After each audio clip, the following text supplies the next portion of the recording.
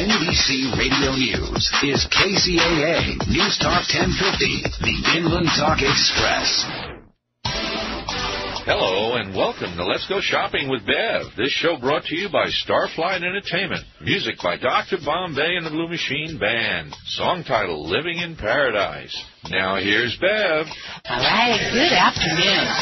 You are listening to Let's Go Shopping with Bev, co-host Diane and Christina. And we are without Bev today.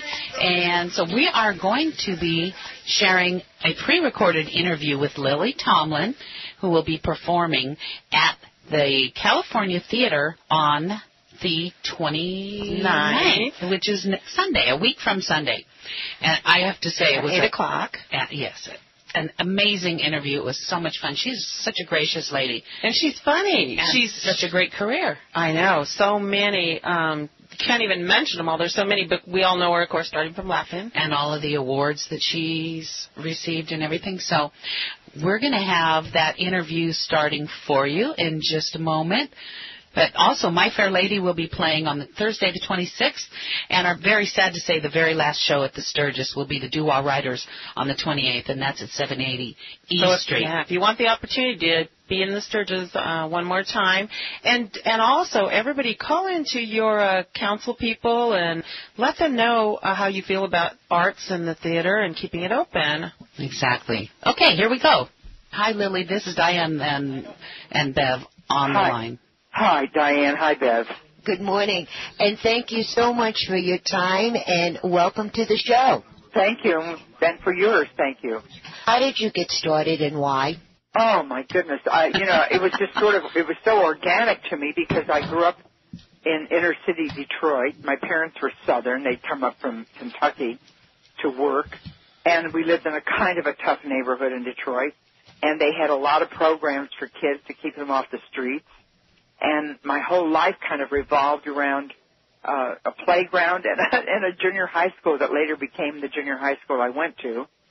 And on the field, on the play field, they had, it was a big kind of municipal, I guess, where a lot of minor league teams practiced and stuff. So it had a lot of activity. And my recreation leader was a ballerina, and she, had ballet and tap classes, and then all summer we had sports and, I learned to do everything. I pitched for a police athletic league baseball team. I learned to embroider. I was a jacks champion. I was very athletic. And then all the winter we'd mostly dance and do ballet and tap and put on shows. And so somehow I just must have got the idea that performing was, a fun activity. Never dreamed, didn't have any idea about making that a career, didn't even know such a thing, never computed that it was a career that people embarked on. So from about 5 years old to 15, I was doing all that stuff, and I began, by the time I was 8, I started putting on my own shows. Wow. In my apartment, on the back porch or in the garage, whatever I could finagle for to put up a stage. That's awesome. And I would try to get other kids in the building to be in the show. Mm-hmm. And, of course, they wouldn't show up or practice or anything. And eventually I began doing the show by myself. That is so cool. Well, I am so glad that you did that. Well, thank you. You're welcome. And when did the light bulb go on that you say, I can actually do this for a living? Well, in college, I actually, this is a total fantasy and pipe dream, but I was in pre-med in college because I thought, well, you have to have a career, you have to do something to take, and also you want to contribute to society. Particularly in that era, we really did feel that, right. You only did well by doing good, at least the ethic that I was exposed to. Right. And, so I was in pre-med, never could have been a doctor, no matter what had ever happened to me. I mean, you'd be hard to get well if you were under my care. Oh, you'd laugh them into hell. Yeah, I tried to. I'd do like Patch Adams. I'd put on a big red nose and carry on, I guess. But so when I was in college, I was in a zoology class and with the girls I'd gone to high school with, and she'd been voted prettiest girl, and I used to actually do a character based on her. And she came to the show one night, and she said, "Don't ever do me again." Funny. And she was kind of a cross between Snow White's stepmother and Susie Sorority. She'd be so imperious one day. I mean, just like cut you off at the knees, and then another day she'd just be so simpy and and asking really dumb things and like had no backbone whatsoever. And then she'd just be like a bolt of steel.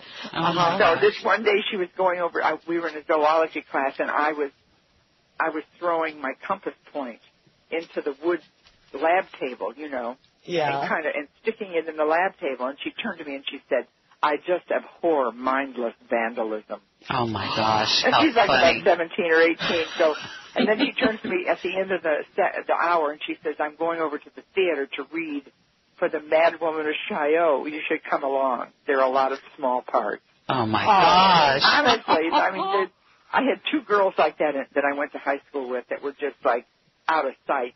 Another one then I did get into a show, and she was like this other second one was like the star of the show. They're still my friends.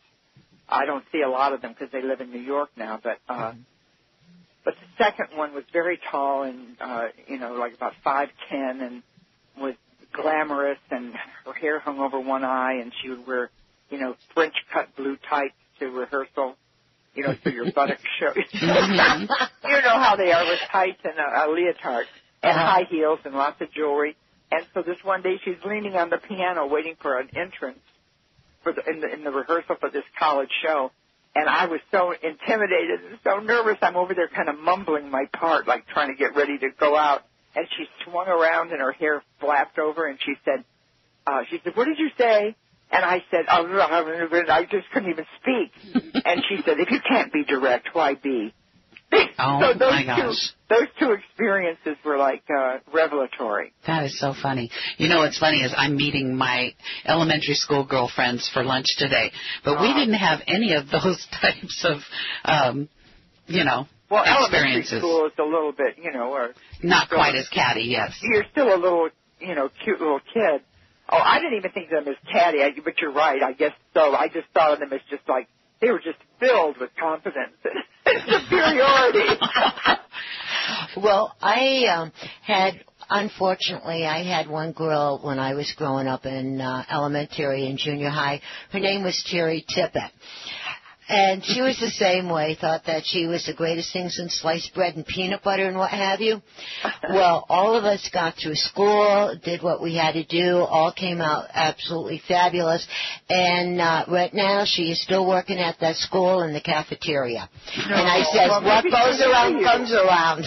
Wait, what city was that? I don't want her to hear you. Oh, that was upstate New York. All right, okay. Unless she's sitting on the computer, she doesn't have access. I didn't even know she knows what a computer is, at this point. But yes, and one other thing that I would like to thank you for from the bottom of my heart, me personally to you, some of the programs that you have been in, one of my favorite ones was West Wing. Yep, me too. Oh, God, I absolutely love that. And when the programs came out on CDs, of course, I bought the whole series so I can see you every once in a while, and that's pretty good. The other one that I loved is when you did Laugh-In and then 9 to 5.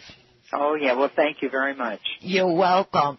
And I am going to turn you over to Diane. There's a couple of things that she would like to ask you. All right. My favorite, personally, was on Laugh-In and the crazy character. Oh my gosh, yes, of course, yes, that was amazing. And Edith Ann. Yes, thank you. Oh my gosh. Yes, lady, thank you. So I've got to thank you for all those years, of laughter. But is there one particular favorite character or gig that you did? Well, I did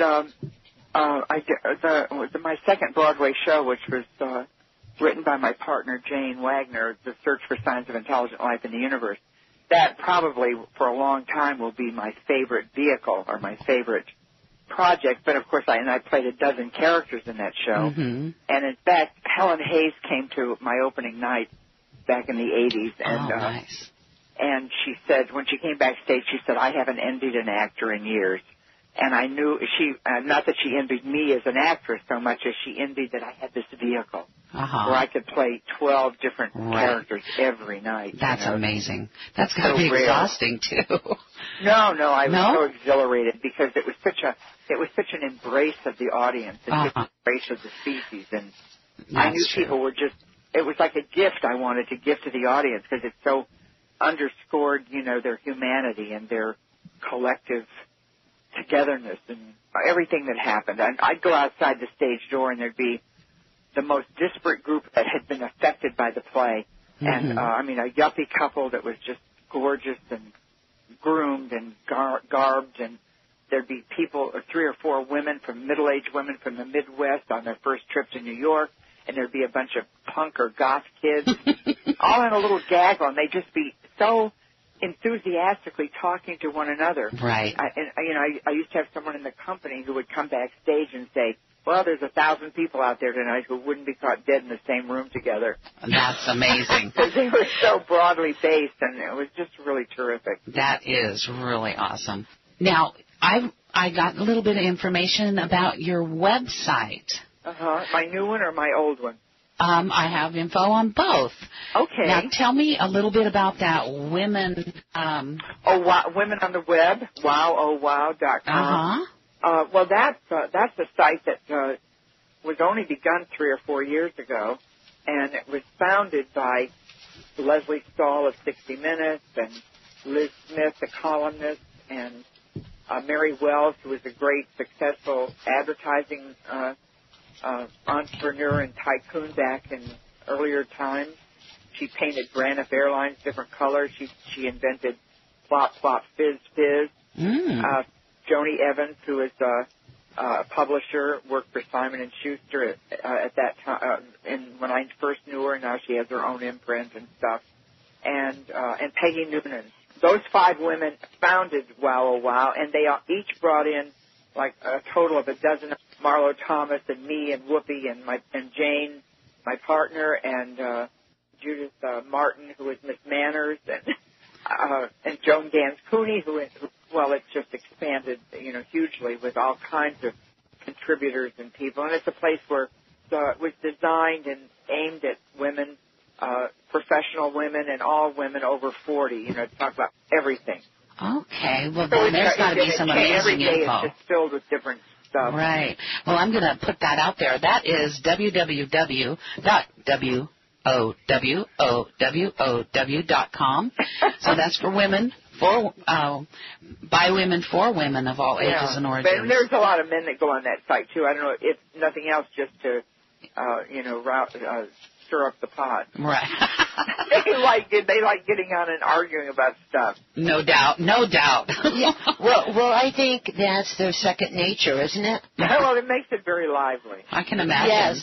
Now, Lily, Christina is up next, or my second co-host, and she would like to talk to you if you have a little bit longer time. Sure. Okay, thank you. Hi, Lily. Hi, Christina. I apologize. I wasn't privy to the first part of the conversation because we've had a mic down, and that could be a whole stand-up comedy thing in itself. But anyway, I'm not going to be shy about this. I know you hear a lot of this, but I would be devastated if I didn't get to speak to you right now because I'm a huge fan. And I, like Diane, remember those laugh-in days, and I still have this love affair with a rocking chair, and and how many people imitate that? So I won't even try to do what you can do, but I've done it all my life with my friends. But I'm really excited that you're coming to the California Theater, and I just wondered if you've ever been here before, and what was the final decision? We're excited because we, of course, have a love affair with the California Theater as well, and I know you're coming January 29th, and us 3 will definitely be there, and I know I'm going to be laughing the loudest and clapping the hardest. Okay. No, you're not. I am.